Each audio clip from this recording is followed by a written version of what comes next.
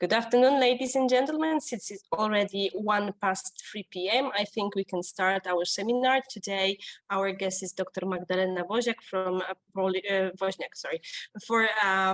Polish Center of Mediterranean Archaeology with the presentation entitled Textiles for the King, an Investigation of Costume and Identity in Medieval Nubia. So Magda, the floor is yours. Thank you. Just have to find the right window. Okay. And let me know if you... Yes, we can see everything. Okay, the full screen. Okay, thank you. So good afternoon to everybody. Thank you for the invitation to present you the results of, I would say, several years of research. And so I will talk about textiles, but not only today. And sorry, I'm not sure how the Zoom screen is. Okay, maybe that's that. Okay, so the outcome of this research is based on like several phases of my research. First, a doctoral dissertation I defended in 2013 about the iconography of rulers and dignitaries in Nubian, in Christian Nubia, and with a focus on the dress. And so my PhD was focused on the portraits of the Nubian kings. And a part of it was a comparative analysis of the patterns which were represented in the textile. We will show you in a minute in the slides which will come. So I deepened my research in the textiles in a project dedicated to Nubian textiles, costume trade and identity, which was co-financed by Apollonais and Marie Curie grant, and it was hosted at the Polish Academy of Sciences between 2016 and 2019. And I think a few weeks ago, it was just before summer, we had this same seminar presentation by Karel Inene about a new project we just started at the University of Warsaw, which is entitled Costume of Authority, the Image of Royalty and Clergy in Christian Nubia.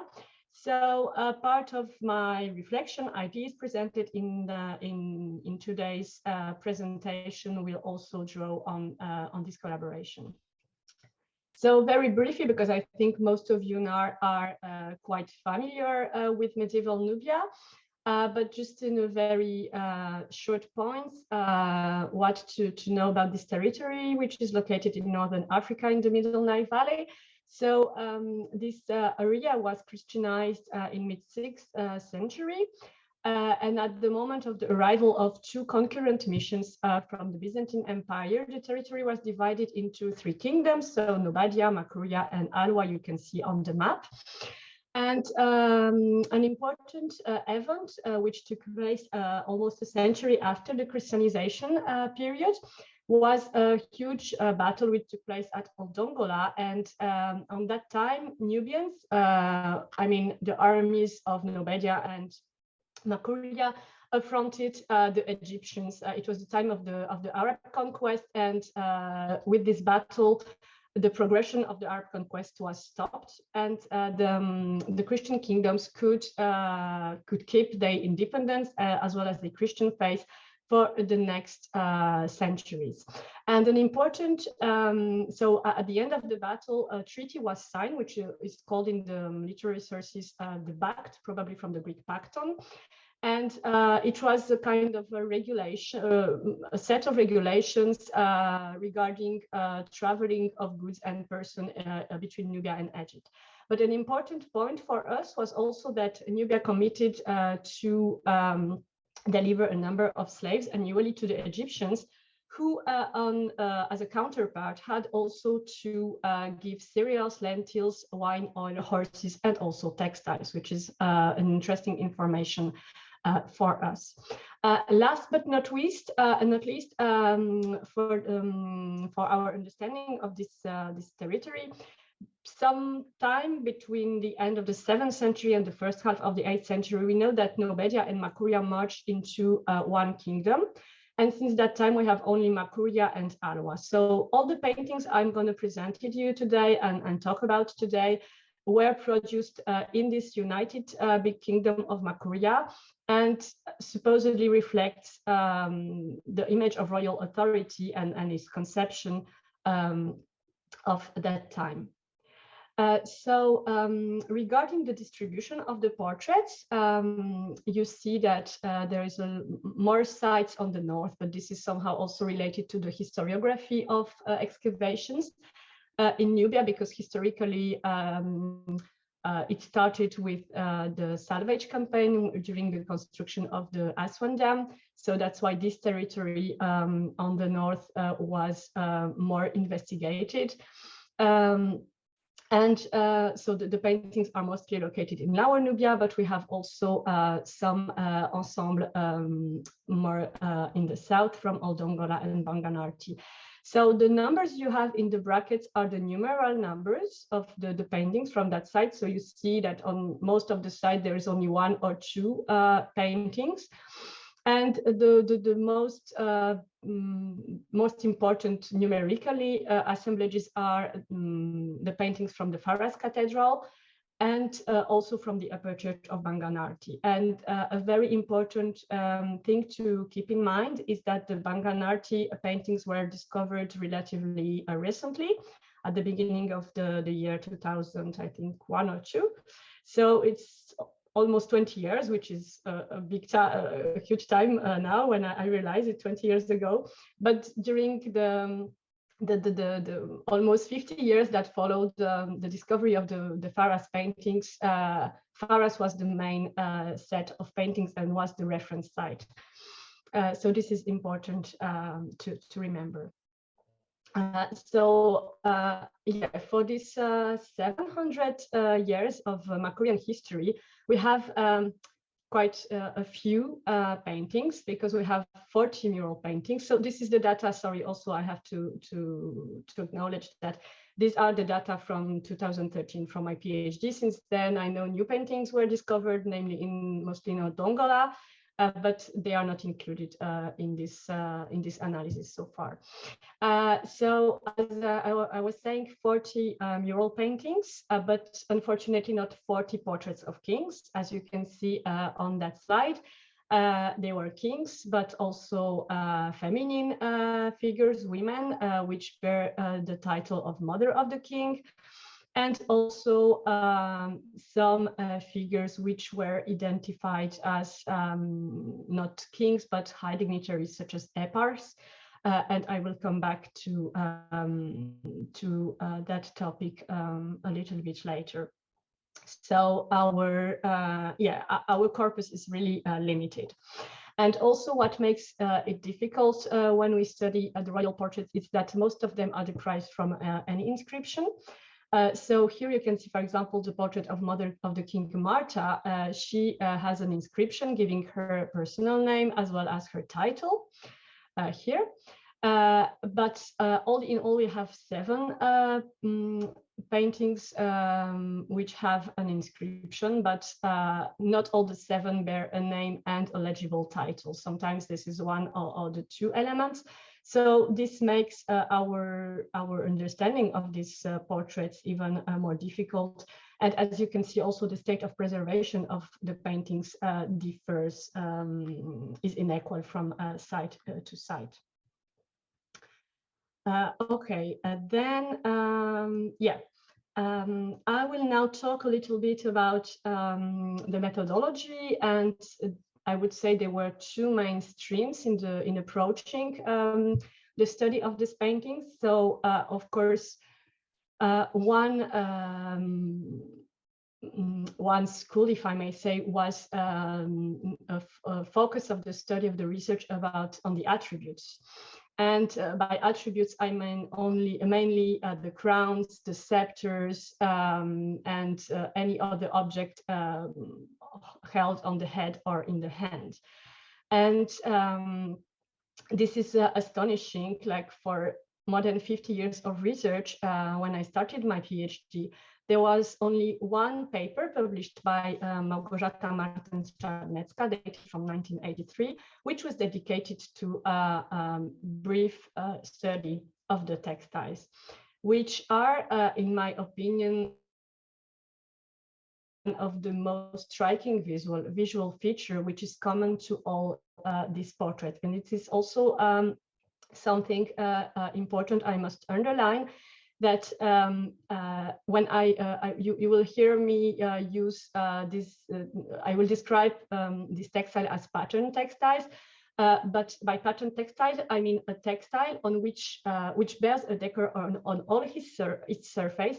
And from a technical point of view, so the decor covers the whole surface of the textile, plus it is repetitive. And to obtain this textile, you need a quite complex loom, which several harnesses, which allow you to fill the surface of your textile, and also to fill it with a repeated sequence. And archaeological evidence in the present state of the art shows that such kind of loom was not known in Nubia. And so we can say with some certitude that all these textiles were imported from abroad, and they were probably all silks or half silks textiles. And they are well attested in the Mediterranean production, in the Islamic Empire production, in the Asian production. So we can't say on the basis of the iconography alone, we cannot debate the provenance, but for sure, these textiles were imported to Nubia. So as I was saying, a lot of researchers before me worked on the royal iconography, and so attention focused mostly on the attributes. And one of the most recent contributions by Professor Godlewski, for example, underlined, he opposite like two phases in the decoration and in this attribute, insisting of a first phase mostly influenced by Byzantine art and Byzantine court, which is already well documented and known in our studies. And he underlined the apparition around the 11th century of the crown and other attributes such as the bow and the arrows, which are much more of an African flavor, if I may say in those terms. Another method applied also by researchers was the typology of these scenes, which were very quickly labeled as protection scenes. And this is a description which is very well seen in the publication. And so many of them, of the researcher, proposed various criterion to understand most of all the chronology of this painting. So we still have to remember that these protection scenes were mostly known from Faras, and one of the goals of the researcher was to understand better the chronology and the dating of the painting. So, for example, Marjorie de Groot proposed to divide the paintings between scenes where the protector had a physical contact with the protégé, and separate them from the group where there is no physical contact. Other researchers, for example, Martens-Czarnecka, she elaborated also on other typologies based on the place of the protectors, if they are behind or on the sides of the protectors. Also, she also thought about the size of the protectors, and like the last typology, which was published, was by Stefania Kobielski in 2007. And these are the images you see on this slide, where he worked on a very complex. He based his typology on several criterion, mainly agglomerating the former typologies. So crossing the size and the location of the protector around the protégé. Interestingly, when we go through the historiography of the royal portraits in nubiology, we have to wait until the very end of the 90s to see like a new milestone in the research, when like the researcher will go further than just to know the typology and the dating of the paintings, or just simply identify these figures. I think a groundbreaking work was made by Bożena Mierzejewska in her paper Murals in the Bishop's Chapel, Pharas, the visual expression of the rules ideology in Nubia. So she came back to a very well-known and studied painting. It is today kept in the collections of the Warsaw National Museum. It is from Pharas. And she analyzed in detail the localization, the meaning of the inscription, its place in the painting, and also all the details of that composition. And something which was not really noticed before, or at least not underlined by earlier researcher, was, for example, the fact that the hand of Christ lies not on the shoulder of the ruler, but on his crown.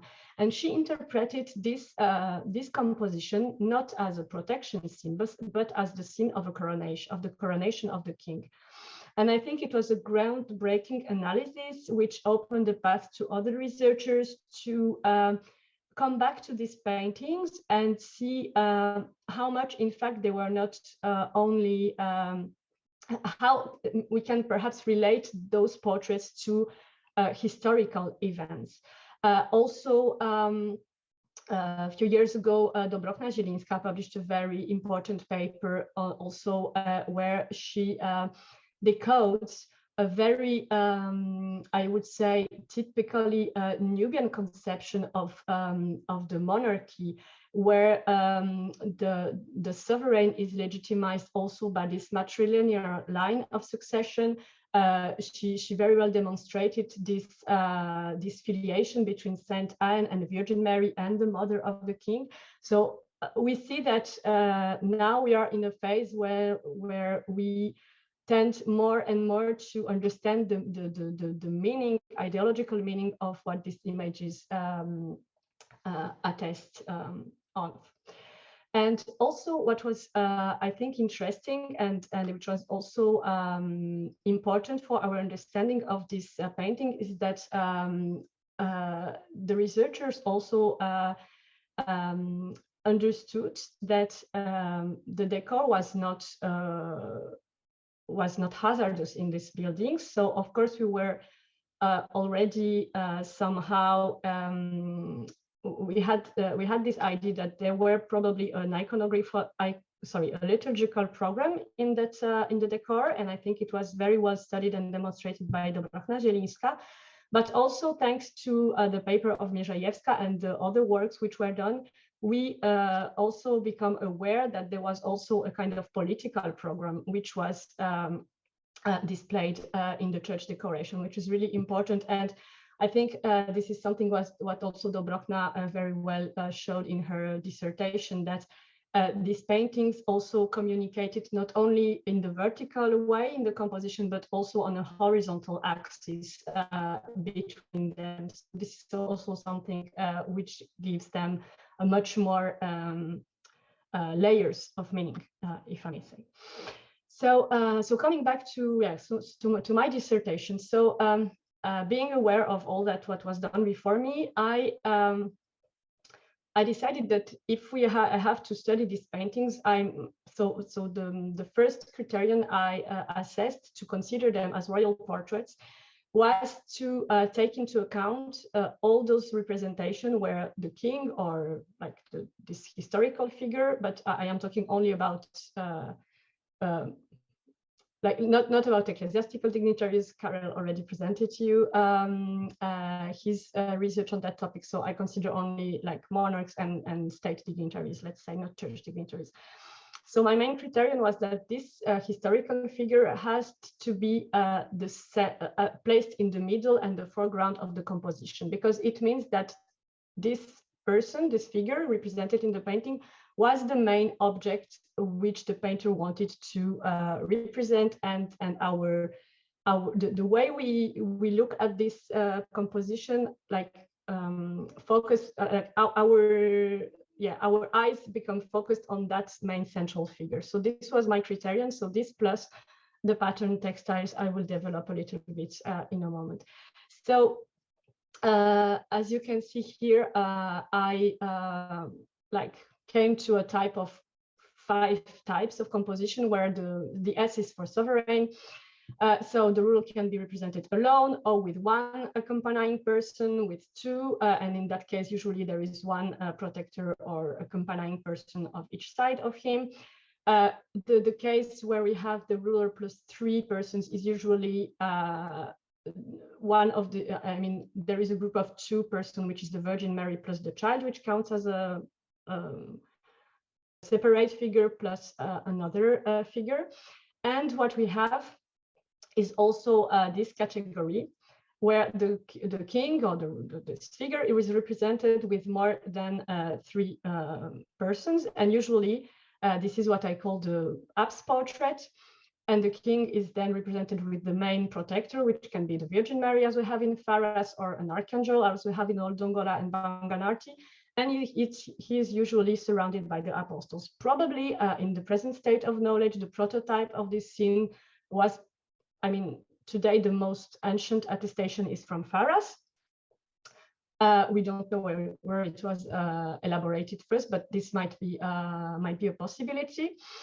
And what is important is that while in all the other categories I have listed, we can have the king, or for example, the mother of the king, or a person we are not sure which can be identified as a king. But in this last category of apse portraits, only king is represented in that composition. So I think this is like one of the iconographic criterion which allows us to identify with certainty a figure being a king. So as I told you, the focus of my doctoral dissertation was the garments of the king, his dress. So, of course, I studied the type of clothing, the way these garments were positioned on the body. I could not, of course, not take into account the additional attributes such as the scepter, the bow, or the crown. But I think from all these attributes, I think the pattern textiles are really first for me the most visually striking feature of these portraits. And as you will see, these attributes such as the crown with the presence of horn on dot can change, but what remains is always the presence of pattern textiles, which to me is a strong indicator that pattern textiles were really an attribute of Nubian monarchy. And I also studied the decorative repertoire and the distribution of the textiles. And as I said, I attempted a comparative analysis with archaeological evidence, and I will say a few words about it later. So just I will briefly describe this. So you have this Byzantine type, and I mentioned the presence of Byzantine mission during the Christianization process. So this is not really surprising. And this is a costume which is really strongly inspired by Byzantine fashion, which a big mantle, which is called the chlamys, and it covers the 2 shoulders, but you see that one arm is visible. And somewhere between the end of the 10th century and the beginning of the 11th century, we have we observe a change. And so we still have a long robe and a mantle, but this time you can see that both shoulders are visible. And also we can see appear a veil, which disappears later on. So we in phase 2, basically the mantle is still positioned on the same way, but it covers entirely the lower part of the robe. And there is a slight stilistical evolution where you can see that here we can speak about also a 3-part type, but like the central edge is much more important. And then there is, from the 13th, 14th century, see a kind of stylistic feature where we see a more regular 3-parted edge of the mantle. So this would be like very briefly for about this typology. And once again, what I would like to underline is that from the like what we observe in all these portraits, like from the possibly the earliest known to date, which is from Faras, and it was located not in the church or in the apsis as in Borganarti, but like in the narthex, which also is an argument in favor of this very early date. So from the very beginning to the latest portrait, and this is a picture of a royal portrait very recently discovered by Wojciech Godlewski in Old Dongola and the area of the monastery. You can see that pattern textiles are really always represented in this royal portrait. So it was really really important. Regarding the sources about the imported textiles, so far our paintings remain the most important medium where it is attested. We have a few written sources, and they are listed basically on this slide. So the dotted squares just means that this we do not have the documents, or it is not published, like for the Arabic documentation from Kasririm.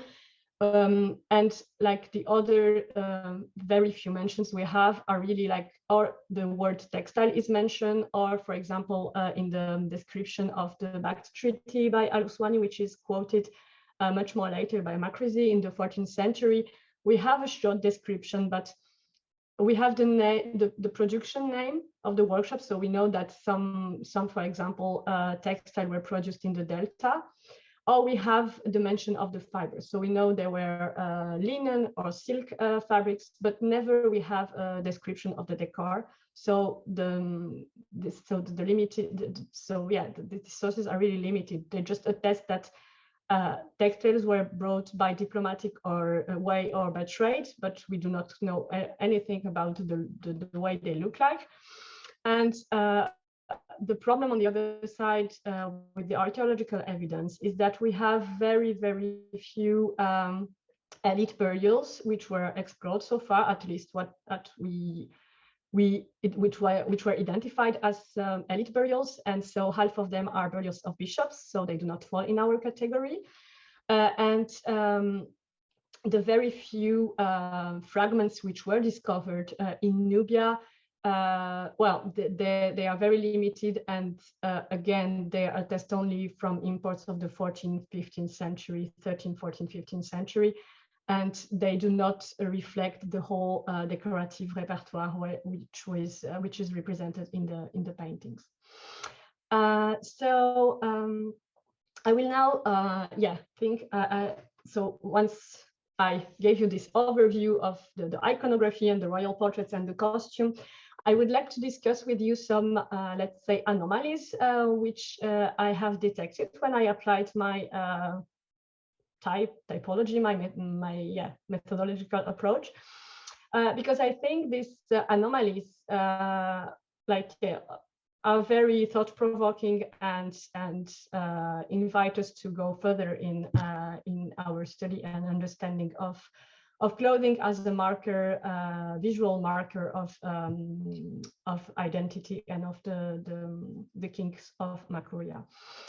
So a first case study, which I think sets very well in this new project Karel just started, is the case of bishops which are dressed in garments tailored in pattern textiles. And they are very few. We have only two. I have only found two cases, and both are representations of bishops, and they were found in Faras. So for this first portrait, you have the reconstruction here, and it is known today only by this very fragmentary part, which comes from the lower part of the phelanion of the bishop.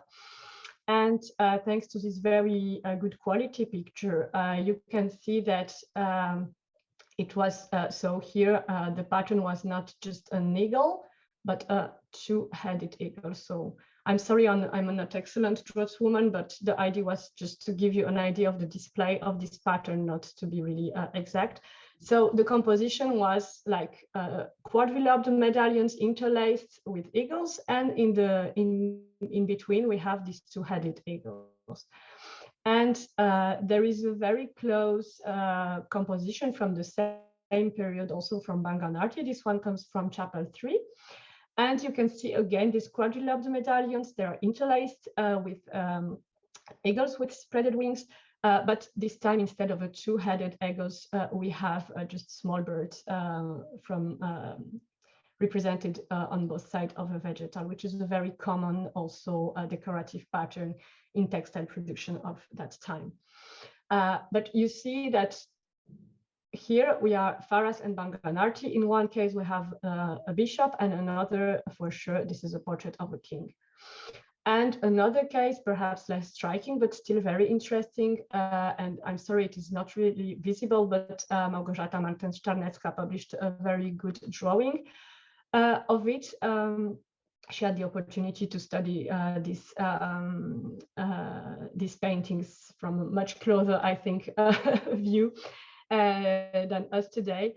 And so she detected traces of this lattice shape, diamond shape lattice, ornamented with small crosses. And again, from the same period, we are the 12th, 13th century in Banganarti, this time in Chapel 7, you see a very close displayed pattern of this on the mantle of the king. So are these two, I mean, among all the portraits of bishops, I've seen only those two. And so for me, it is really intriguing why this feature, which is clearly a royal visual marker, why does it appear in the bishop's portraits? Shall we understand it as, perhaps, I don't know, a present made by the kings to the cathedral of Faras, and so these textiles were used to tailor the phelonion?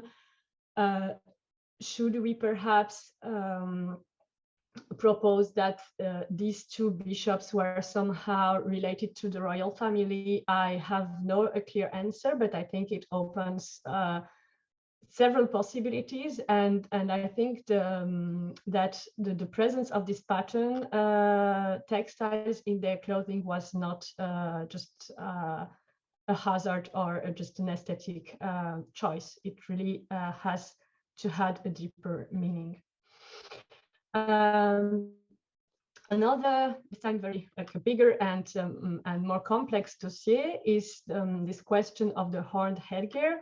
So I briefly showed you earlier a portrait of a figure which was identified as a eparch of Nobadia. So this was a very high function. Basically, it was a viceroy of the king for the of Nobadia.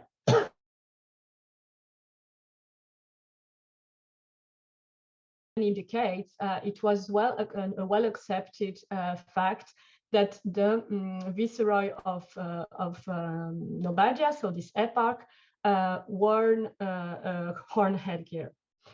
And the problem was in 2001, 2002, when Banganarti was discovered, because this is a very specific place, a specific architecture. This is a church with 7 apses, and all the apses in Banganarti are decorated with the same composition, these apse portraits with the king surrounded by apostle and protected by an archangel. And as you can see, well, on this drawing by Wojciech Chmiel, and it was painted by Magdalena Łaptaś. I do thank you, the Archaeological Mission of Banganarti, for sharing with me this documentation. You see that the ruler here wears in his hands a crown which has also these horns. So I think Banganarti, that was also why I had the opportunity to make a doctoral dissertation and to came back to this topic of Makurian monarchy, because Banganarti brought to us a whole new assemblage of material and challenged that very well accepted formally identification of the eparch with the horn headgear. Because here we can see that this composition is clearly a royal prerogative, and it seems unbelievable that the eparch would have been represented in such a composition in the apse of the church, which was also, we know, a royal foundation because it was demonstrated chemical analysis made on pigments. It was a project led also by Dobrowna-Zielińska, that in Banganarki we have also the use of lapis lazuli, which was a very costful pigment, and it appears only in royal foundations. So there is no doubt about the fact that this figure with this attribute again is a king. And I know that Professor Godlewski challenged that idea and discussed that, I mean, he was of the opinion that the eparchs had no right to be represented, but we should be aware that there is at least one painting where it is confirmed by specialist epigraphists that the title of eparch appears in relationship with this horned headgear. It is from Faras, and it is very fragmentary, preserved today. It is in Khartoum. But what is important, I think, is that this composition at the moment of its discovery was already extremely fragmentary. And what is interesting is that we have also an element here, which to my knowledge has not been investigated much more. We don't know if it's related to the eparch or to another figure which was represented on his right. And we can see that the Christ here is of a smaller size and also a little bit behind this central figure. So was it an exception, or could it happened more? We don't know. Another controversial representation is this portrait from Abdelgadir, and we have the dedicatory text which mentions an eparch of Makuria. We had very recently a discussion about this dedicatory inscription, which usually mentions the person who funded the painting, not necessarily the subject, the topic of the painting. So we cannot really consider this inscription of the same nature as this one, which clearly identifies this figure.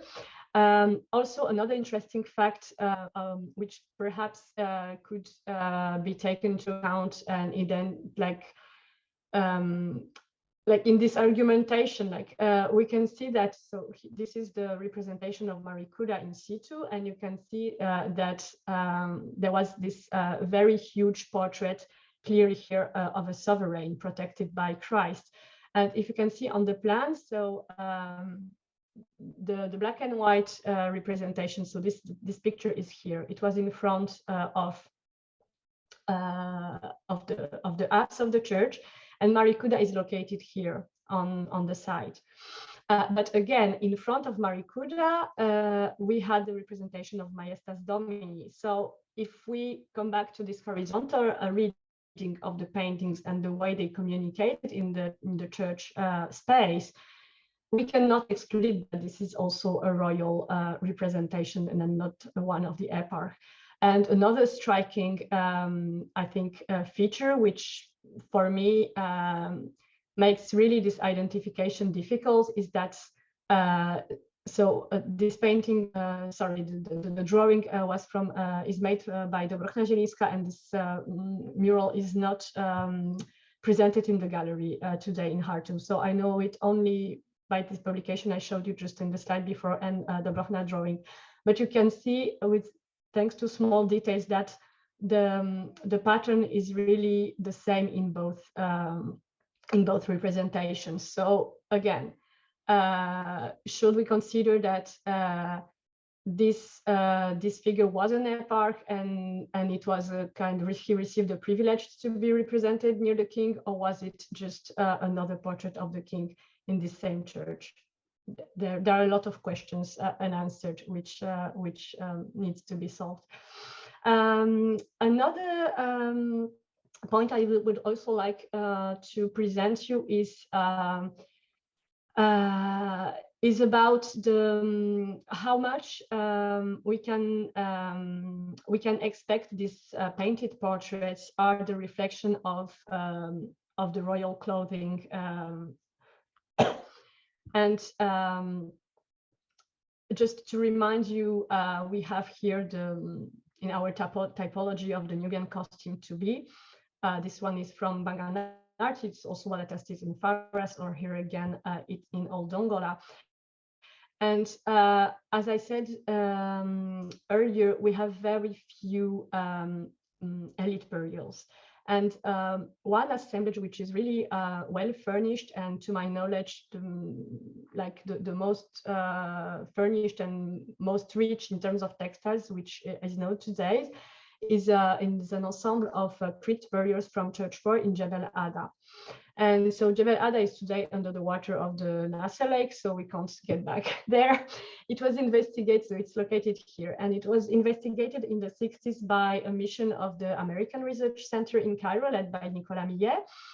And after a few years, Dr. Nicolas Millet had a position as a curator in the Royal Ontario Museum in Toronto, in Canada. And so part of the collection of Jebel Ada is now kept in this museum, and the other part was also divided and is kept in Egypt.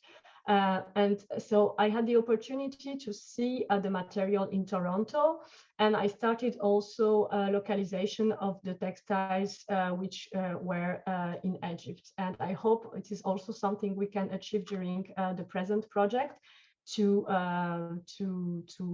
go back to these textiles and to fully document them.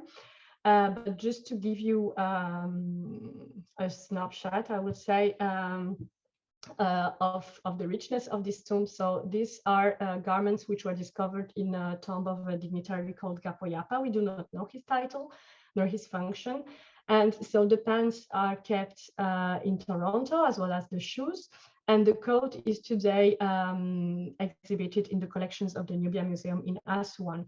And you can see that the colors faded very, very much. But here from photograph published in the 90s, you can see the intricate and very rich pattern decor of this textile.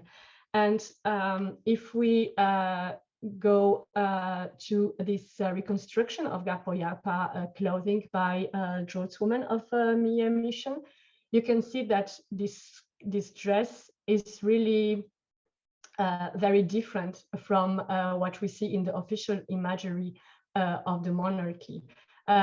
Of course, this burial is problematic. It was certainly a very high official of the court because there were also a lot of silk shrouds around his body. But we do not know his function or his title, so we can only speculate of how high he was in the court hierarchy. But what came to my mind when I first discovered this clothing was that if we compare the royal portraits to the portraits of bishop, it might be perhaps easier to understand that bishops' portraits represent the bishops in their liturgical dress, which was not worn on a daily basis during all the day. It was only worn during the ceremony. So I think it is also something we have to keep in mind, that the king on his daily basis could have perhaps worked in much more comfortable dress, while on official ceremonies such as official receiving of delegates or his coronation, he might have been dressed in much more intricate and heavier clothing than the one we found in the tomb of Gapoyapa. And because I see time is flying, so I will try to not be so long, but this is the last question I would like to share with you, is that where this pattern textile just a conventional decor, which was meant to signify to the viewer that this figure, he was Seminarium was the king of Makuria, or was it something was it an additional layer in the choice of these patterns? Something I observed during my research was that very often, not always, but in most of the cases, the dress was decorated in more geometric decor made from lattices or like from lines and squares, usually of that kind. And the mantle was displaying a much richer decor. And so I always considered it as like, okay, let's put the most beautiful textile outside. And so was it just a convention, because it is something which appears not only in Banganarti, but in Faras, in Abdelgadir, for example. But again, if we look at the portraits which do not really fit to our typology, especially this one, this is one of the very rare portraits we have, which is identified by a personal name and the title. And here this figure is identified as Moses Georgios, the king of the of Makuria and Alua. So the fact that he's king of like two realms certainly is a good reason why he does not fit our traditional type, I would say. But what is interesting is that so there are not big medallions on his dress. And we have also two other portraits which were executed in the same period. And again, these figures do not fit any typology which has been designed. Even, for example, the portraits of the mothers of the king, I didn't show you a much, but you might remember the portrait of mother of the king Martha. I showed at the very beginning, and we have only 6 portraits of women. And 5 of them are very similar. It means that the queen wears a long dress and above a large mantle, not like very similar to that of Virgin Mary or the Phelonion of the bishop, which covers completely her shoulders and almost all the dress. And this woman is dressed in a very different way.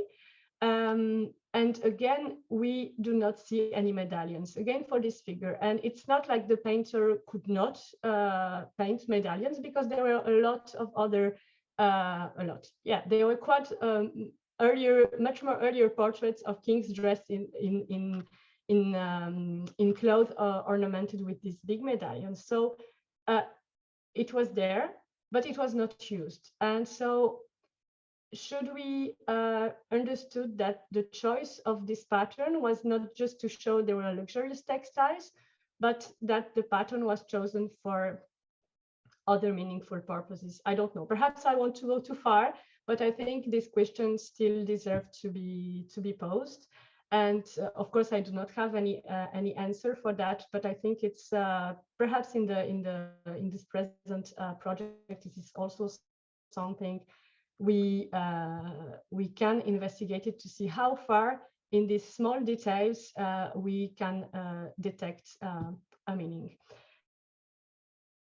And I think with that, it would be all. And I do thank you very much for your attention. And if you have any questions, remarks, comments, they are very welcome.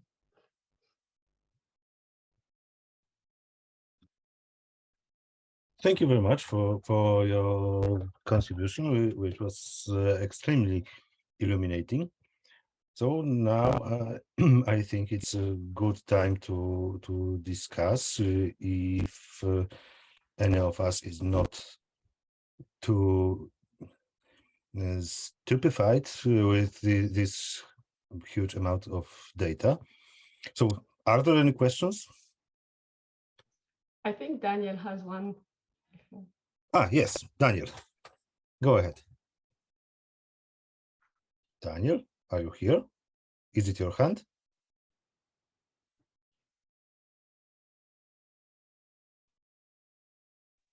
I'm sorry. It's just my phone, because the Zoom is on my phone and it kept exiting the program. Yes, I do have a question. I will try to lower this hand thing. Yeah. Thank you so much. It was really interesting. I love these patterns. And actually, I would like to ask you about the patterns. It's absolutely, as always, just an outsider question, kind of. So as I was looking at the patterns, what came to my mind is of course, the ancient Egyptian patterns that I know, textile patterns from, well, I mostly know them from New Kingdom tombs, mostly from Thebes, painted, on the ceiling. And I had this in mind, the book by Pris de Avenes, I'm not sure how to pronounce his name, about the Atlas of Egyptian art, where he describes quite a lot of, he just shows many of these patterns. And I was simply wondering if you found any kind of, similarity between ancient Egyptian patterns, because in a sense, it's similar that it's very strongly geometric based, like you've got to a certain extent, similar geometric patterns. I was wondering if you found maybe a connection between this. Well, to date, I think I didn't find any striking parallel with Egyptian art, although we cannot exclude it. But I think this is like the patterns I shown are so common in the medieval textile production. And it's, as I said, it is due to that technology of several harnesses in the loom, which provides you the way of repeating the pattern. And this is also a question, it's like the regalia. Do we understand, we can consider that these patterns reflect true textiles that the painter seen somehow and reproduced, or maybe because he has seen a time ago something, he reproduced something with variation. We don't know, but I think there are like the variation in linking the medallion, interlacing them. This is a variety which really appears in the textile production. So I think that to some degree, at least those textiles came from abroad. But now to say if it was the Egyptian production or Iran, I cannot. Yeah. Yes, of course, I understand. And if I may, just a very short question, and how about the horned, well, I'm not sure what to call it. Is it a crown? Yeah, we can say it, yeah. Okay, so do you know anything about that, maybe? I think there is in terms of origin, maybe. It would, well, a lot of things have been written on it. I think it could be another seminar. And yeah, we know of representation in the Far East of it. Also, some Ethiopian origin has been advanced, but I can say that is a work in progress, and there is, we are a working group, and I hope we can somehow renew our knowledge about the Barkal crown.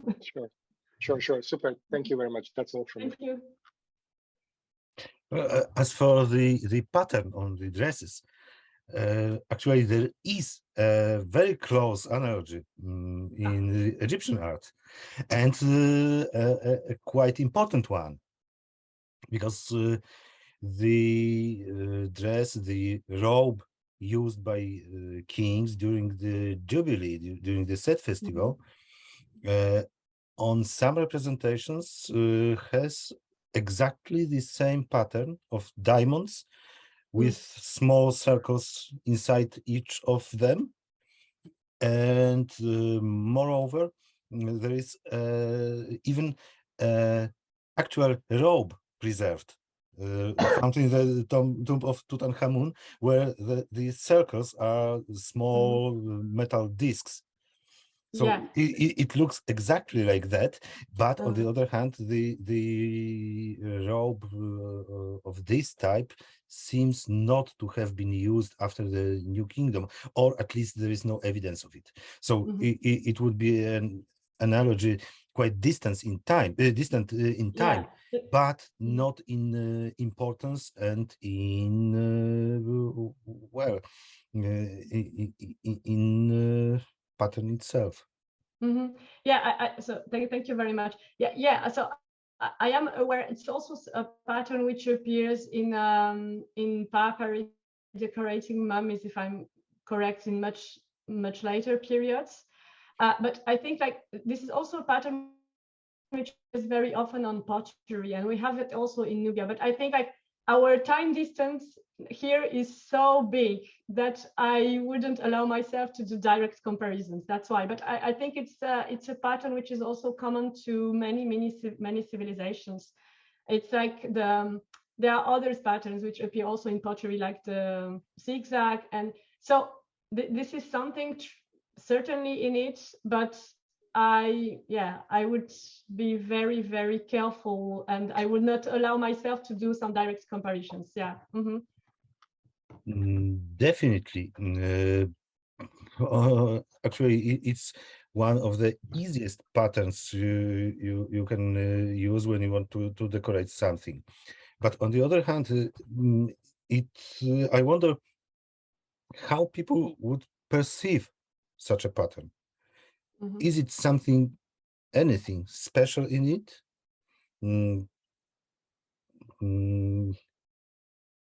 I don't know if it's only accidental way of decorating the textile, or perhaps there is some deeper psychological maybe explanation. I'm just thinking aloud. Yeah, I also share that feeling that it was not a coincidence, and it had certainly at least at some point an important meaning, and that was it was retained and used. But like, yeah, we have so few evidence, and I mean, yeah, it's my personal feeling, but I cannot go further because I do not have any even ethnographic or whatever evidence to bring. But hopefully a project one day will go deeper. Well, I see that Iwona Kozieracka wrote on chat quite interesting remark. I'm not sure why she did not decide to say it, but anyway, she writes that for crown similarities, I can say it. I was just keeping quiet. it would be much easier this way, I think. And just an observation, because I remember there was I think Daniel asked the question about the crowns.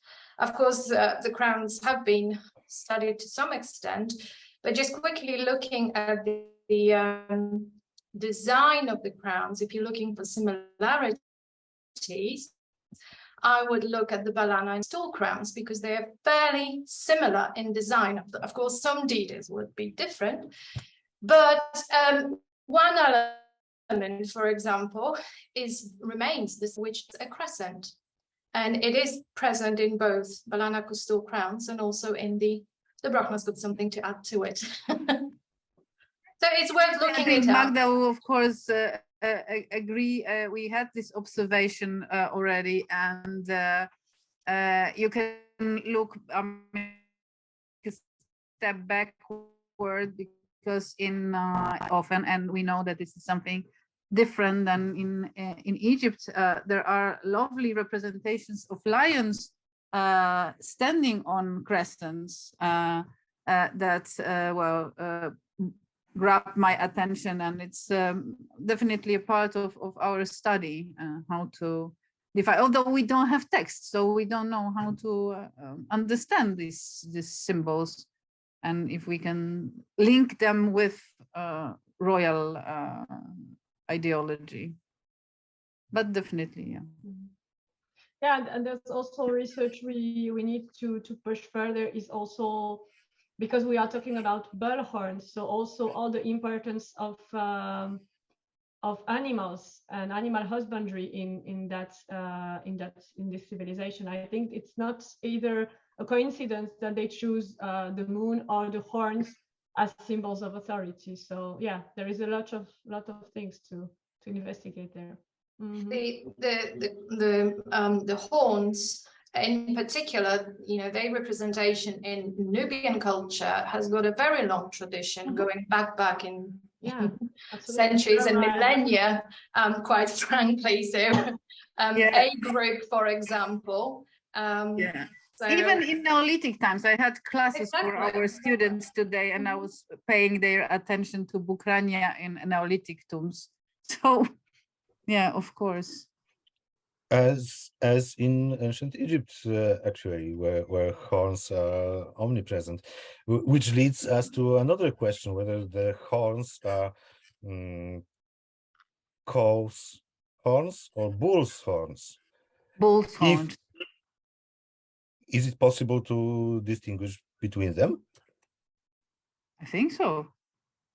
Yeah, in Kerma, in this crazy huge tumuli, Louis Che was making bioarchaeological analysis, and he was able to distinguish between male, female, adult, and then juveniles, because he was analyzing patterns in placing these skulls around the tombs, if there is any regularity. So I think so. Yeah, and of course, bull is quite obvious. Well, but the connotations would be completely different. Well, maybe for that reason, we would have, for example, bulls or crania of bulls with horns used in Nubia versus maybe what we normally think about horns associated with the goddess Hathor, for example, which would be a cow. So that's the difference between what's in Egypt, what's in Nubia, because the association in Nubia with horns would be for the king, so a male. Therefore, you would use bulls because they would normally grow bigger and have more impressive horns. And the reason for choosing Bukrania would be to impress. So the bigger, the better, essentially. So that could be the reason for choosing those. And one more thing, when Daniel asked about all those things decorating crowns, I wondered whether this small crescent on the top of some crowns, is it actually a crescent, a moon, or stylized horns? That would be a crescent. This is crescent, yeah. Crescent. Okay. And it's I know it looks very much like an Islamic symbol, but this is essentially what you can see in the sky, and it looks exactly in that position. So definitely, it's not my intention to link it somehow. I'm just saying because you know it's just something that they would normally see, and obviously a different phase of the lunar cycle, you would see the crescent looking exactly like that. So it's just pure natural observation. I see. Okay, thank you very much. Any questions more? Yeah, on chat. Again? Okay. How would you explain the similarities in the royal dress between Banganarti and Old Dongola? Could it be the same artist, or it's a regular custom for Nubian kings? This is a very good question. I think that for at least some of the paintings, we know that the workshop might have used, how you say it? No, I don't have the word in English. But ready-made patterns, you mean? Yeah, ready-made patterns. For some paintings, we can perhaps detect it. Otherwise, we know very, very few about the organization of such workshops, I think. I mean, from technical analysis, we know the phasing and how it was applied, but who decided of the composition and how far the person who ordered the painting could set the details. We have absolutely no information about that. So as far as I'm aware, like the same painter was detected on stylistic basis, for example, in Faras, or I mean a painter or a workshop in Faras or in Old Dongola, but I don't know if we have so many stylistic features exactly the same between Old Dongola and Banganaki, but it would have been, it's only 8 kilometers distance. So yeah. Yeah, if I may add, I think so. I mean, like, of course, if you see similarities, it's also because this is the same fashion. So you present similar or same clothes, so they will look similar. It's a matter, of course, a kind of certain particular elements or kind of artistic manner that can occur. But I think it's a matter of style of a certain period. This art is based on a deep, well, stylistic elements yeah, elements of the composition and of the painting that was a kind of fashion, probably, or a style, if we can say, because we can divide Nubian art in certain periods by dividing the changes in style. So these similarities are quite natural, although, as Magda mentioned, it's quite hard to prove that these are the same people. But we have I think I know one example that paintings in Faras and in Sonkitino. Sonkitino, yeah, I was thinking. People. Yeah. I'm quite sure about it. When you see them, there is no doubt. But of course, they were not signed, so we don't know. Although pigments are also repeating, we can see that some pigments from the south occur suddenly in 8th century in Faras, and it seems that groups of artists were bringing pigments with them because it's a long time-consuming process. So it's better to bring ready prepared pigment.